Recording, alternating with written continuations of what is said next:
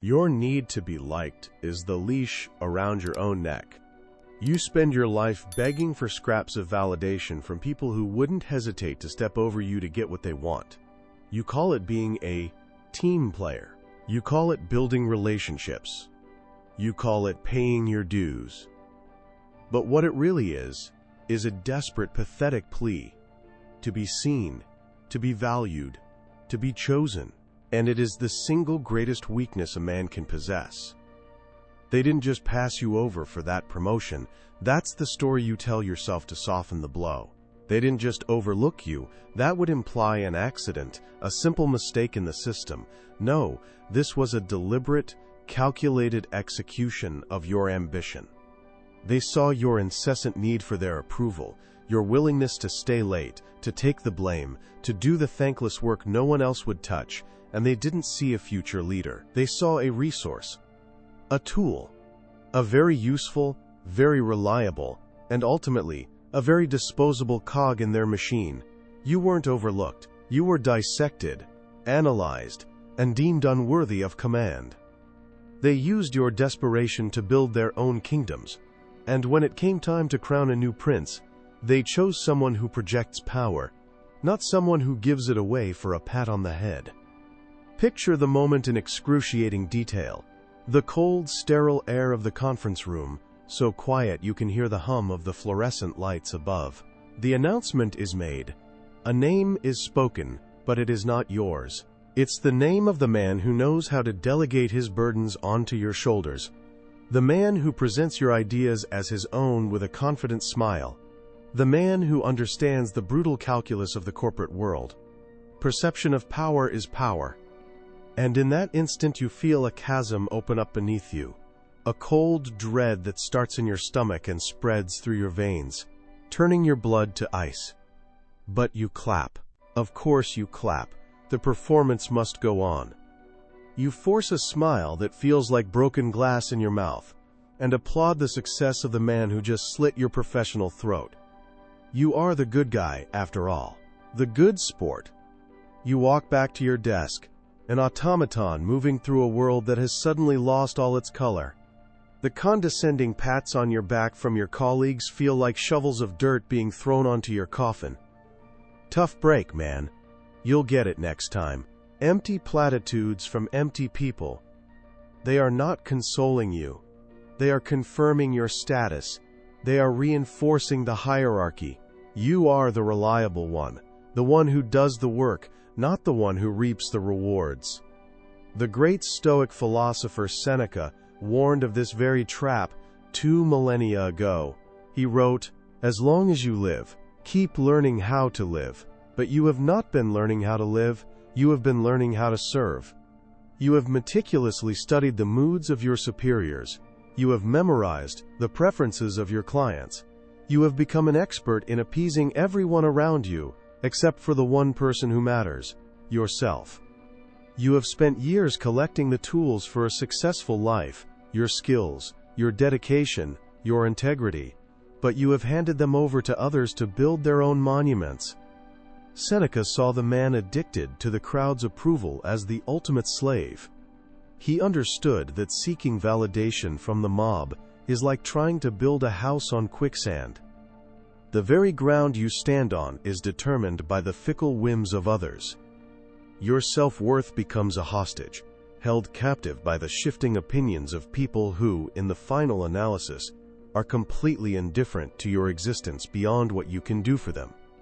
You have built a beautiful, comfortable prison of approval and willingly locked yourself inside, handing the key to your jailers. But as you sat there, staring at the dark, reflective surface of your computer monitor, seeing the ghost of a defeated man staring back, something inside you finally fractured. The years of suppressed resentment, the accumulated weight of 1,000 small compromises, the silent scream of your neutered ambition, it all coalesced into a single moment of terrifying clarity. The good guy, the reliable workhorse, the man who always said yes, died in that chair. And in the ruins of your carefully constructed persona, a cold, dangerous question began to form. A question that would change everything. What if? they were right to disrespect me? What if my very behavior, my constant search for their approval, was the silent invitation for them to use me, to devalue me, to discard me? What if I taught them exactly how to treat me? The thought was not born of self-pity, but of a cold, rising fury, a rational, strategic rage. This was no longer about feeling hurt. It was about understanding the mechanics of your own destruction. The question wasn't, why me? The question that began to echo in the silent chambers of your mind was, how do I systematically unteach them? How do I rip their perception of me out by the roots and plant something else in its place? Something they cannot ignore. Something they will be forced to respect. Not because they like me, but because they have no other choice. Before we begin the autopsy of the good guy and architect the rise of a man who commands respect through strategic value and emotional control, I demand you take your first action. If the bitter taste of this reality is familiar to you, if you have ever felt the sting of being used and discarded, then commit to this change right now. Subscribe to Psychological Dominion and activate all notifications because you cannot afford to miss a single lesson. Drive your thumb into the like button as a declaration of war against your own weakness, and in the comments below, I want to know where you are fighting this war from. Tell me what city, what state, or what country you are watching from.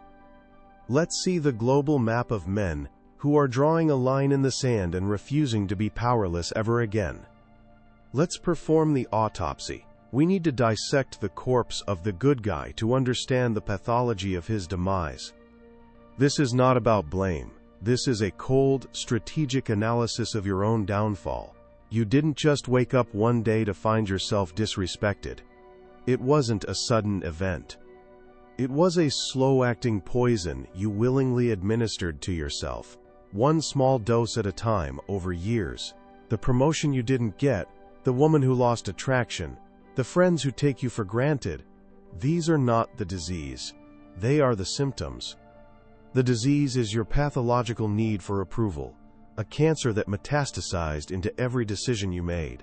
The story of Alex, the man we discussed, is your story.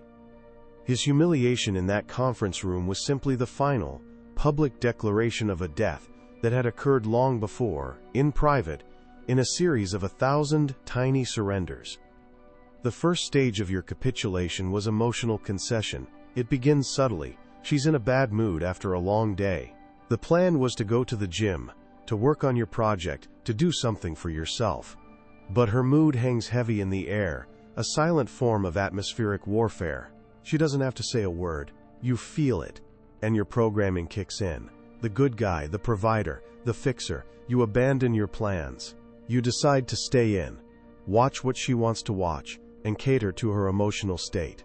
You tell yourself this is kindness, that you're being a supportive partner. But what you have just done is broadcast a critical piece of strategic intelligence. Her emotional state is more important than your personal objectives. You have just handed her the remote control to your life.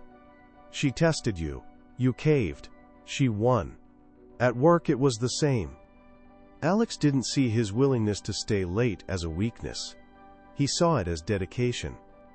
But his boss saw a man who had no boundaries, a man whose personal time could be encroached upon without consequence. The first time you said yes, when you should have said no, not out of genuine desire to help but out of fear of disapproval. That was the first cut. You bled a little bit of your authority onto the floor, and they learned the scent of your weakness.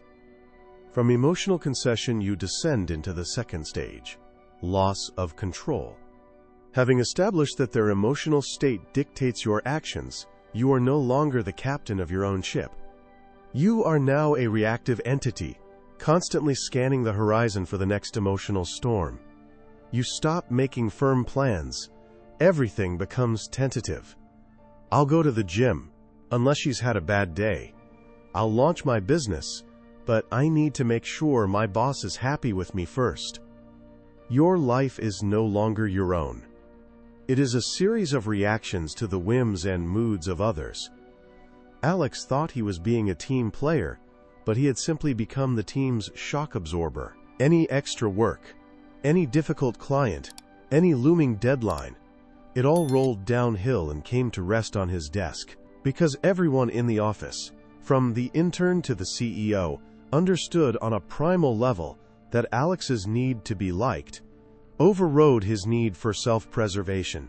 In your relationship, this is when she starts making plans for both of you without consulting you. This is when the phrase, "we need to talk," sends a jolt of ice water through your veins, because you know it's not a negotiation. It's a briefing where you will receive your new marching orders. You have lost control of the frame. You are no longer a co-author of your life story. You are a character being written by someone else. This leads directly to the third, and most pathetic, stage: validation seeking. Because you have no internal sense of control, you must seek it externally. You become a beggar for scraps of approval. You live for the "good job" from your boss, the "thank you" from a colleague, the "I love you" from your partner. These are no longer pleasant affirmations. They are a drug you need to function. You measure your self-worth by their frequency. If you don't get your fix, you start to panic. You overperform. You work harder. You become even more accommodating. You double down on the very behaviors that led to your powerlessness in the first place. This is the man who constantly asks his girlfriend, "Are you okay? Is everything all right with us?" He isn't asking for information. He is begging for reassurance. He is a child in the dark, asking a parent if there are monsters under the bed. He projects weakness, neediness, and a terrifying lack of internal stability. She tested you, and you failed. Her silence is dominance, not inattention. While you are desperately trying to fill the quiet with your own nervous chatter, she is watching, learning, and solidifying her control. The less she gives you, the more desperately you seek it. It is a perfect psychological trap, and you built it for yourself. The fourth stage is the abyss: affective dependency. Your emotional state is now completely outsourced. You are a puppet, and their approval is the hand that works your strings. A good morning text from her can make your day. A single critical email from your boss can ruin your week. You have no emotional sovereignty. You feel good only when they grant you permission to feel good. This is the deepest level of enslavement, because your own mind is no longer a sanctuary. It is a colonized territory. When Alex was passed over for the promotion, the professional failure was devastating, but the real wound was the withdrawal of approval. He had spent years contorting himself into the perfect employee, the indispensable man, all for a pat on the head that never came. The pain he felt wasn't just disappointment, it was the agony of an addict in withdrawal. He had built his entire identity on being the quote-quote good guy, and when the system no longer rewarded that identity, he ceased to exist. He looked in the mirror and saw nothing. When you reach this stage in a relationship, you will tolerate anything to avoid the ultimate withdrawal, her leaving. You will accept disrespect. You will forgive infidelity. You will abandon your principles. You are no longer a partner. You are a hostage negotiating the terms of your own captivity. Now, before we dissect the final humiliating act of your surrender, I want you to take a moment and be brutally honest with yourself. If this systematic erosion of power feels painfully familiar, if you can pinpoint the exact moments you made these strategic errors, then it's time to stop being a spectator to your own life. This channel is your new training ground.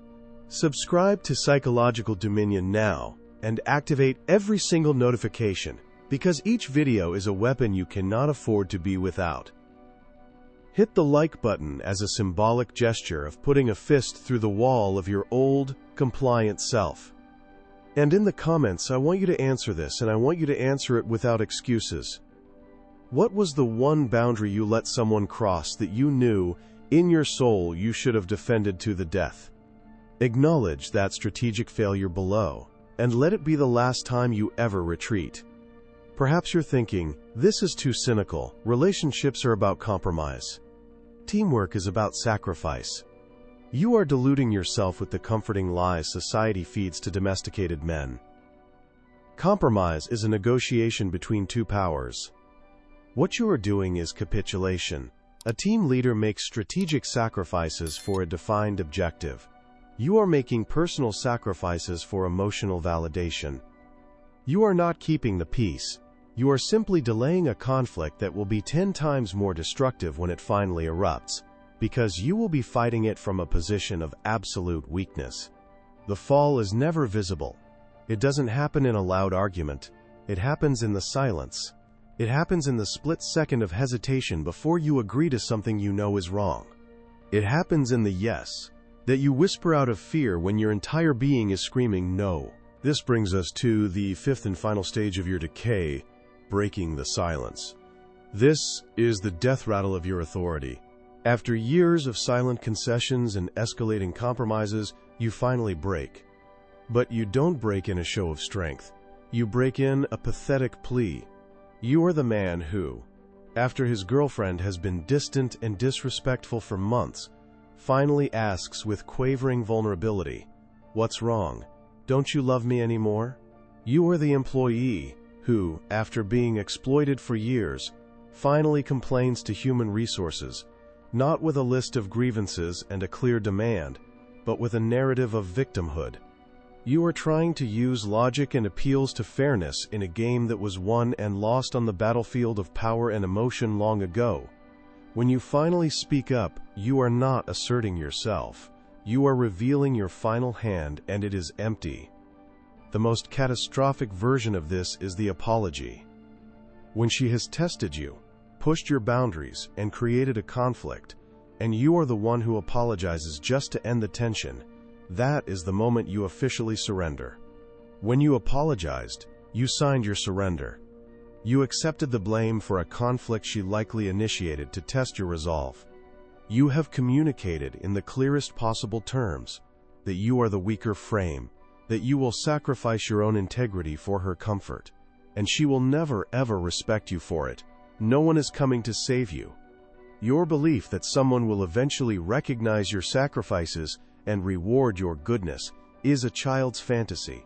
The world does not reward goodness, it rewards strength. Your boss didn't see a loyal employee, he saw a resource with a low risk of rebellion. Your partner doesn't see a loving man, she sees a utility, a comfort, a man whose spine has been dissolved by his need for her. The choice is simple. You can continue this slow, undignified descent into irrelevance, or you can begin the brutal, methodical process of reclaiming your power, one strategic no at a time. The choice is yours. There is no going back for the weak.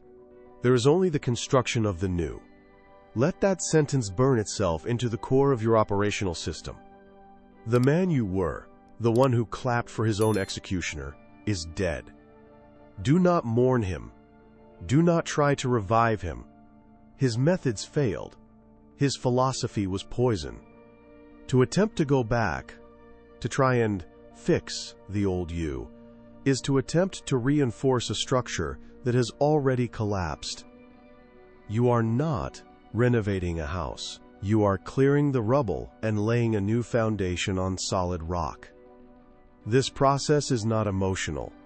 It is not about healing, or forgiveness, or finding closure.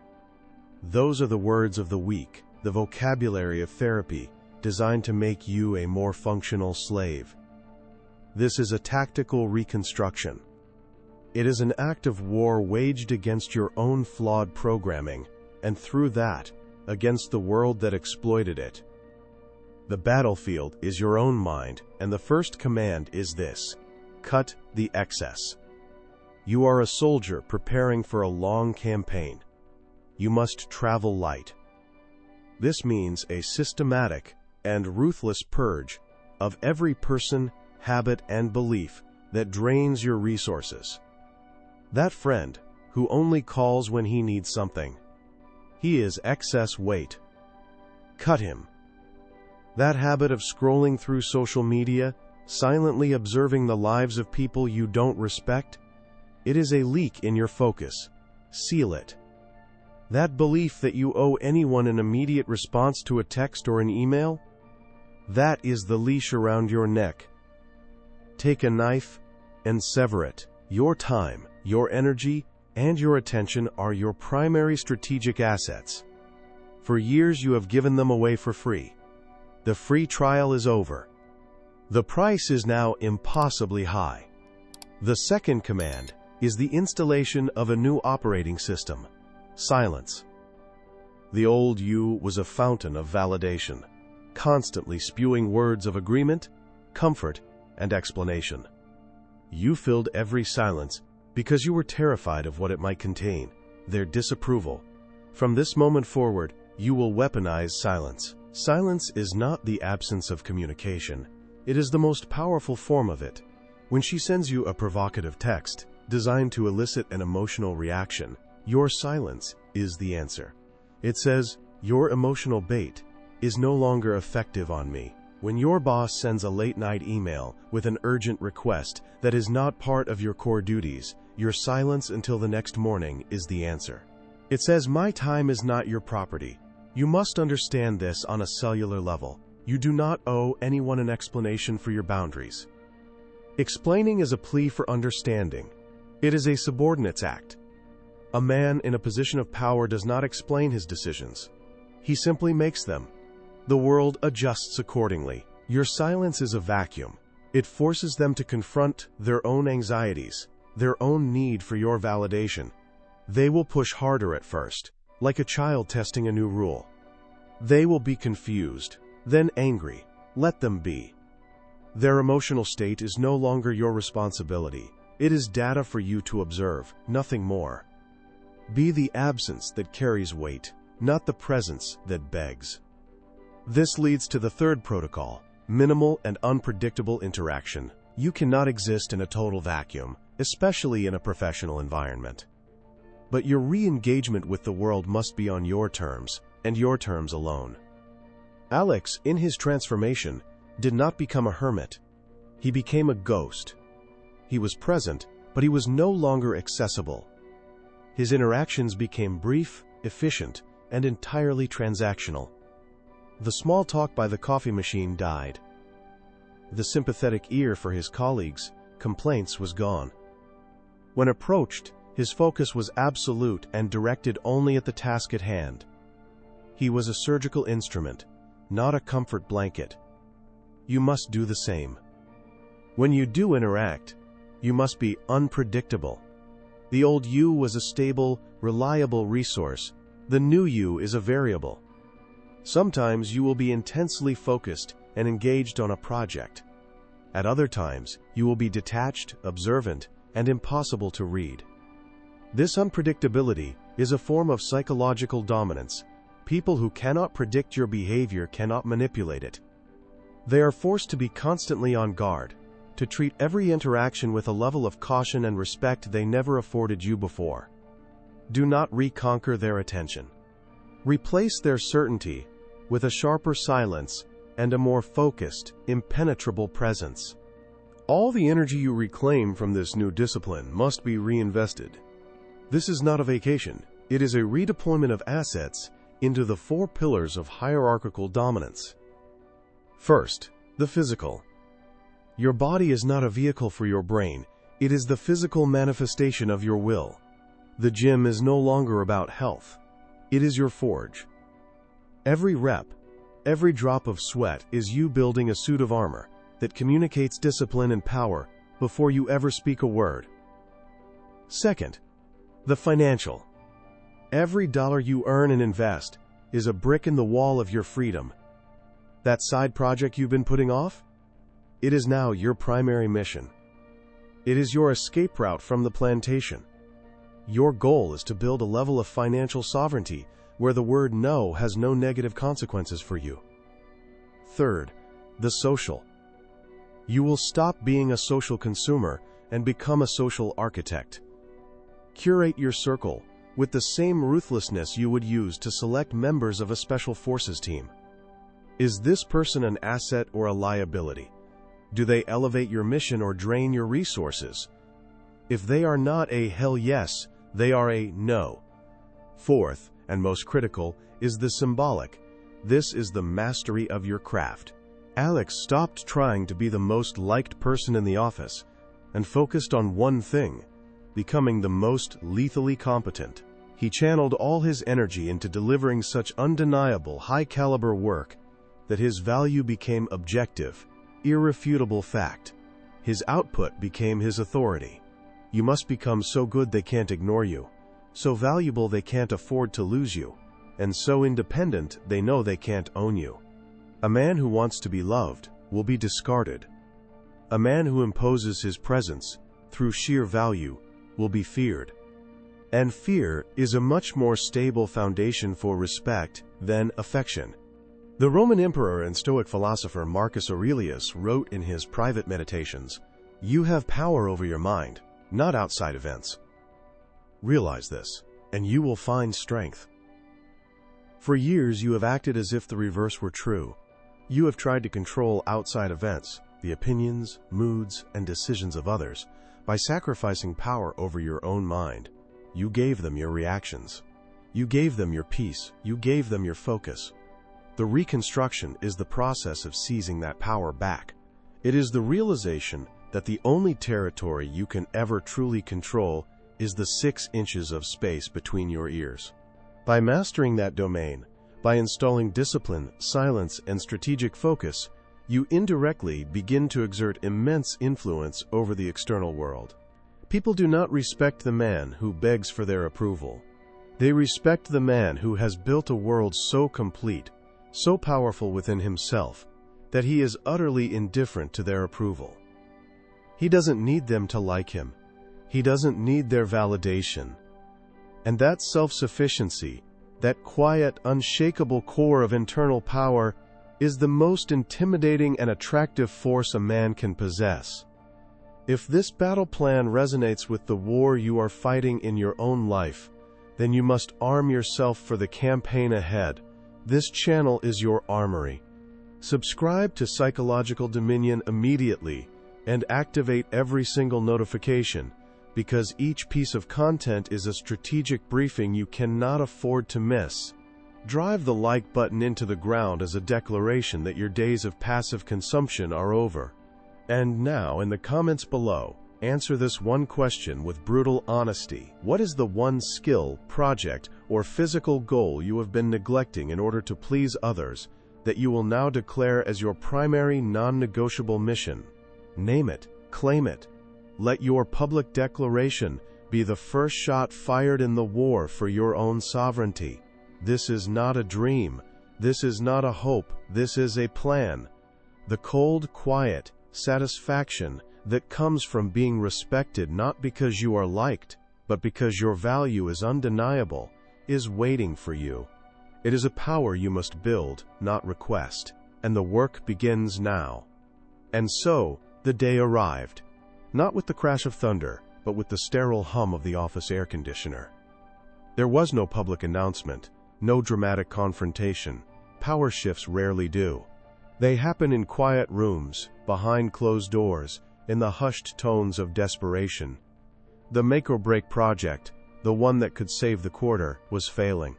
The man they had crowned prince, the one who rode your ideas to the throne, was a politician, not a general. He was failing. And in their panic, they remembered the ghost. They remembered the man whose work was undeniable, the man who had become a silent engine of pure lethal competence. They came to Alex's desk, the two of them, the executives who had signed off on his professional execution. They didn't stand over him as superiors. They stood before him as supplicants. The air around them was thick, with a history they hoped he had forgotten. They laid out the problem, their voices carefully modulated to sound like an opportunity, a collaboration. It was a performance, and a poor one at that. They were offering him the keys to the kingdom they had previously denied him entry to. They were asking the man they had deemed unworthy of command to now save the entire army from their own incompetence. And Alex? He did not smile. He did not gloat. He did not remind them of their betrayal. He listened. He listened with the calm, detached patience of a surgeon examining a tumor he has no intention of operating on. He let the silence hang in the air after they finished their plea. In that silence, they felt the full weight of their miscalculation. The old Alex would have been bursting with validation, eager to prove them wrong, ready to leap at the chance to finally be seen. That man was a corpse, buried long ago. This new man simply looked at them, his gaze not hostile but analytical. He wasn't looking at his bosses. He was looking at two pieces on a chessboard he was no longer playing. When he finally spoke, his voice was level, devoid of the emotion they expected, and perhaps, on some level, craved. "I appreciate the offer," he said, the words precise and clinical, "but my priorities have shifted." He didn't offer an explanation. He didn't need to. The explanation was in the quiet confidence radiating from him. It was in the fact that he was not angry, not hurt, but simply unavailable. Their emergency was not his. Their fire was not his to put out. He then swiveled his chair slightly, a subtle gesture that re-established his focus on his own work and delivered the final, killing blow. It wasn't a blow of anger, but of absolute indifference. "I've already tendered my resignation. My last day is Friday. I'm launching my own consultancy. My first client, as it happens, is your largest competitor."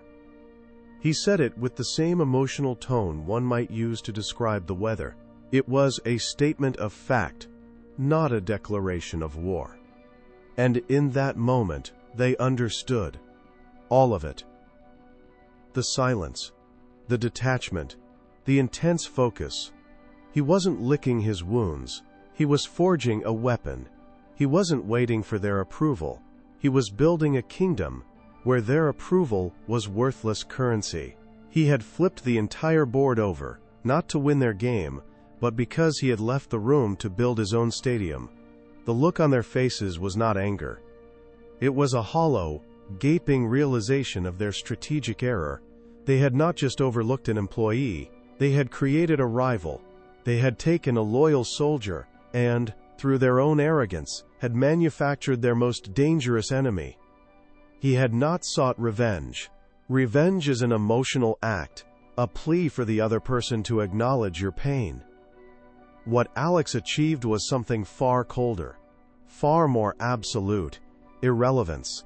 He made them irrelevant to his own story of success. This is the final lesson. This is the end game you must strive for. True power is not forcing your enemies to their knees. It is reaching a position where you no longer have enemies, only obstacles, or, more often, complete non-entities. You do not seek their respect. You do not want their apology. You do not desire their acknowledgement of your newfound strength.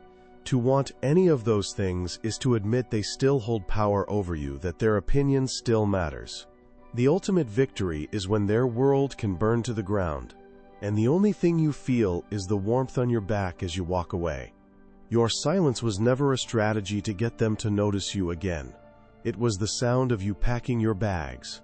Your increased value was not a tool to win back their favor.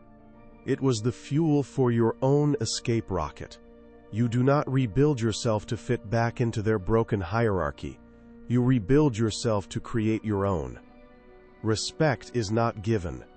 It is not earned through service. It is the silent, gravitational pull of a man who has become his own center of the universe.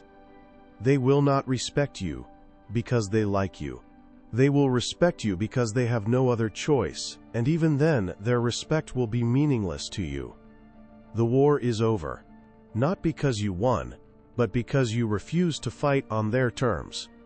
If you are ready to stop playing their game and start building your own empire, then your final orders are clear.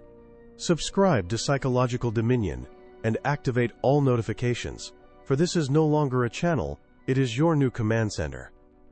Strike the like button not as a request, but as a final, definitive statement that your compliance is dead and buried. And in the comments below, answer this one question. What is the name of the empire you will build now that you are free? It might be a business, a skill, a physical form. Give it a name, and let that be the first brick you lay. The day they realize they need you is not your victory. The day you realize you never needed them at all, that is everything.